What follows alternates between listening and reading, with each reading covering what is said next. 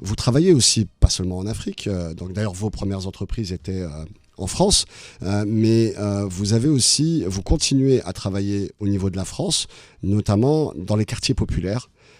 Vous avez créé, je crois récemment, un nouvel organisme pour aider à la mise à l'échelle, comme on dit, la scalability en anglais, c'est-à-dire la croissance des petites entreprises dans les quartiers sensibles, dans les zones franches. Alors je crois que ça a évolué comme nom, mais des entrepreneurs qui sont dans des quartiers populaires. Eh bien, vous avez mis en place des solutions pour les accompagner. Parlez-nous-en un petit peu de cette initiative. Alors, à côté de cet engagement à but lucratif en Afrique, c'est Montaxi, c'est vraiment une société avec beaucoup d'ambition. Mais à côté de ça, j'ai un engagement effectivement associatif, presque syndical, avec la création d'un dispositif qui s'appelle Quartier d'affaires.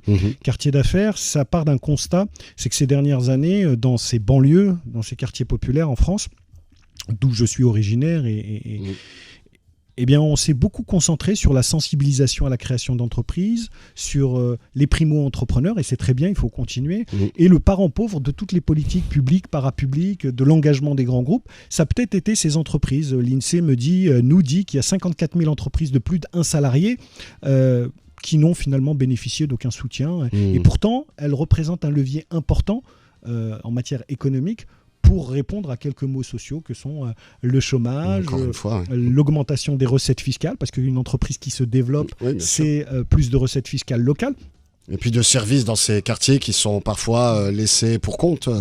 Quand on a une entreprise qui va créer soit un emploi, soit plus d'emplois, 3, 4, 5, dans le domaine de la sécurité ou dans le domaine du nettoyage, de la service aux personnes, etc. Ça crée évidemment une dynamique entrepreneuriale, mais aussi sociale dans ces quartiers. Notre raison d'être quartier d'affaires, sa raison d'être, c'est la croissance des entreprises installées dans les quartiers prioritaires de la politique de la ville. D'accord. Mon obsession, c'est de me demander comment je peux aider l'entreprise qui a 1 salarié à passer à 5, celle qui en a 5 à passer à 50, celle qui en a 50 à passer à 200. Donc la croissance.